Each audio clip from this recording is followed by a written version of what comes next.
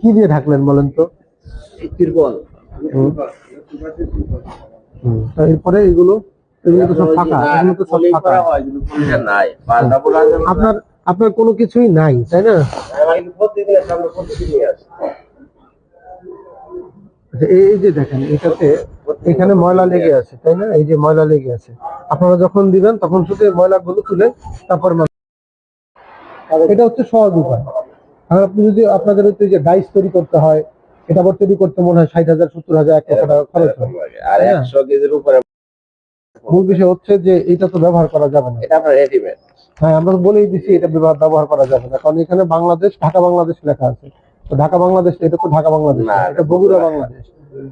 হ্যাঁ, এটা বগুড়া, পালছা চারমাথা বগুড়া। ঠিকানাটা এইভাবে ব্যবহার করতে হবে। আমার নিজের স্যালারি করা আছে আর 3-4 বছর আগে। সেটাই ব্যবহার করতে হবে। এর আগেও বলে গেছি, এখনো একই কথা। আমি বললাম যে প্যাকেট করা হয়েছে, তাতে অসুবিধা কোথায়? খাবারটা ফ্লোরে কেন, আমি এটা জিজ্ঞেস করছি। আপনার প্যাকিং হয়েছে সেটা তো আমরা দেখতে পাচ্ছি, কিন্তু খাবারটা ফ্লোরে ফেলে রাখেন। মানে নিয়ে যাবো আর কি ওইখানে। এটা একটু দেখান, এটা কি পরিষ্কার? কেউ একজন বলেন, আপনি বলেন এটা পরিষ্কার? হ্যাঁ, এটা পরিষ্কার চাচা?